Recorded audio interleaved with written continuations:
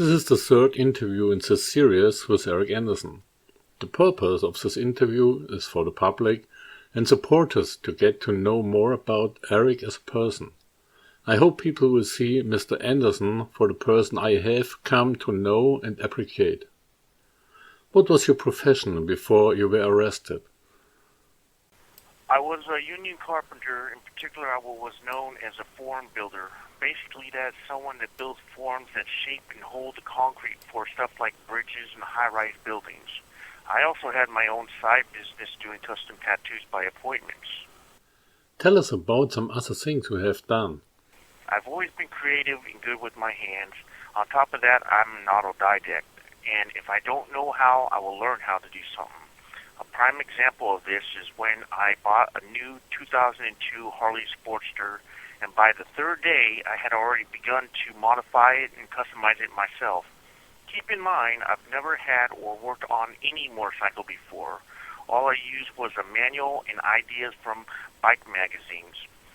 I had one photo here from the first day I got it, and then on the other photo was when it was about 70% done. However, I was never able to complete it. Tell us about your artwork and how you got started. Like I was saying, I'm a creative and artistic person. I've done all sorts of art. When I was a kid, it was mostly just pencil work. However, I randomly did other forms of art, such as painting a horse on the upper barn door with just leftover paint I found in a garage. As an adult, I did some custom paint jobs like flames on cars and motorcycles. Then I learned how to do tattoos and did that for a few years. But since I've been here on death row, I mostly just do pen art. Tell us more about your pen art, as you show examples for your artwork. Sure. When I say pen art, I'm referring to using just a basic ballpoint pen, like a cheap big pen I use for black and white artwork. It's very tedious and slow work, but you can get great detail without the problem of fading and smudging like with pencils. I also have colored ballpoint pens, which I sometimes use for doing detailed colored pieces like on the motorcycle I did. All the chrome and fine details are done in pen, and I mixed in colored pencils on the large areas like on the red with the one motorcycle that has half the Phoenix, which was also done in colored pen and pencil. The red chopper and Phoenix original size was 11 by 17, and that piece took me roughly 60 plus hours. The orange one that's got the skulls on it, chopper size, was originally about 10 by 14. It took me about 35 and a half hours. However, most of the work I do is only about 8 by 11, and the average piece of art shown in black ink takes me roughly 10-14 hours for me to do. I notice most of your artwork are animals. Is there a reason for that? Yes, mostly because I love animals in nature. I especially love dogs. What is it about animals that you love? Well, I could talk a lot about this, but simply animals are pure in a sense. Animals don't lie or deceive. They don't have many of the bad traits humans can have. While at the same time, animals have personalities and are unique creatures each on their own. What about poisonous snakes or mice? Do you love them too? Okay, I do play favorites, and I'm not so keen on animals like poisonous snakes and mice, but I understand and appreciate their role in nature. Snakes have a purpose, like keeping rodent populations down, and mice are important as food for lots of amazing and iconic animals most people admire, like owls and other birds. These lesser animals are always liked, but it's better to see them as part of the balance and harmony in nature. What have you done or learned being on death row besides your artwork? At first, I did a lot of reading on subjects that interest me, stuff like Eastern philosophy, Buddhism, Western philosophy, and history, and I studied and learned a bit of both German and Spanish. However, grammar held me up from being any good beyond knowing some words and knowing some basic sentences. I also took courses on biblical history and studies.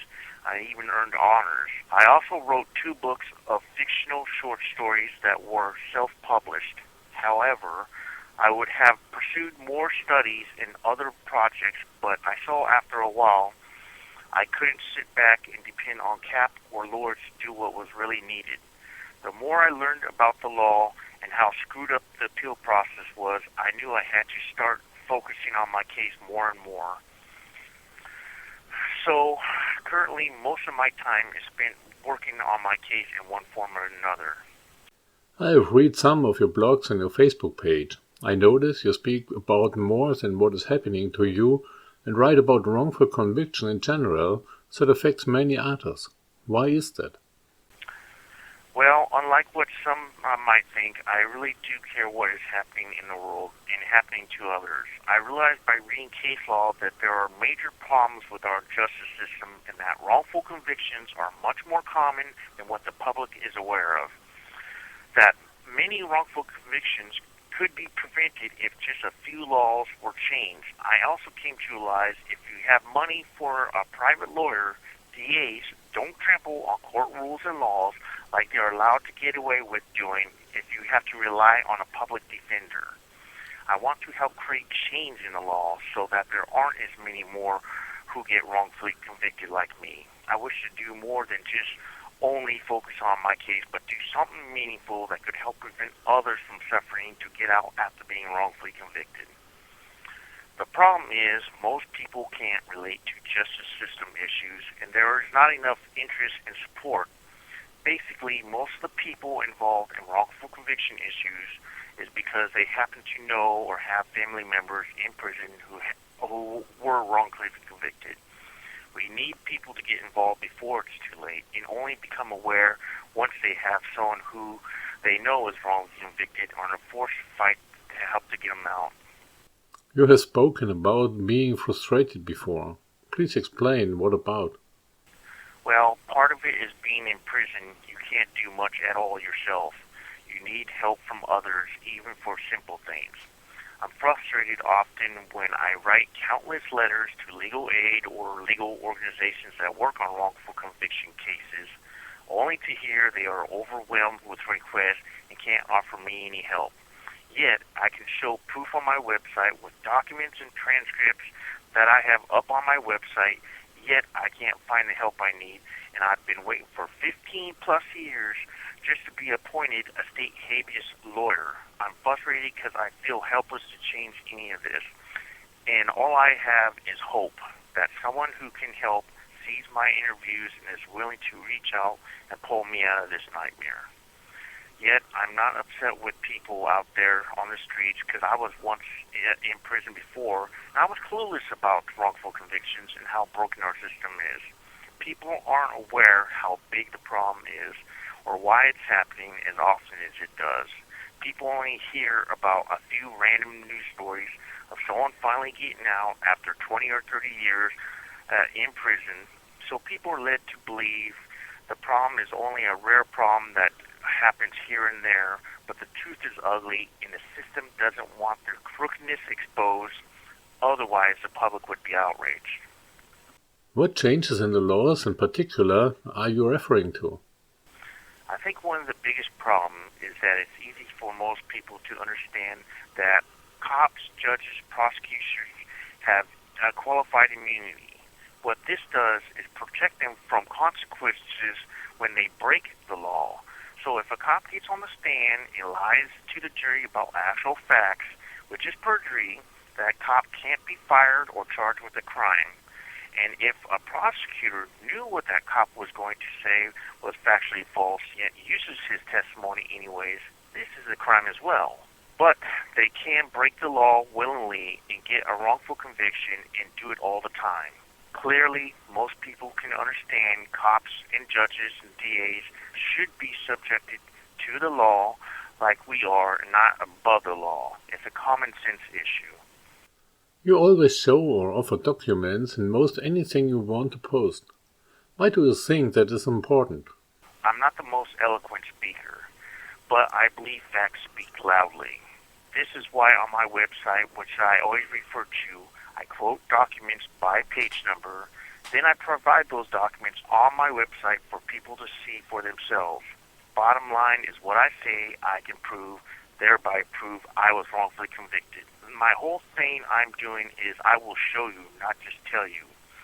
I also hope by doing so I will find a pro bono lawyer or a legal group wanting to help me and champion my case. I believe it's only a matter of time of the right people seeing or hearing about my case, and I will get the legal help I need. This is why I need help from everyone on social media to help spread the word to people that can help, even just other people in general. I still need more signatures as well for my petition that is growing in support to help push my case forward and make the state pay attention that others see what is going on.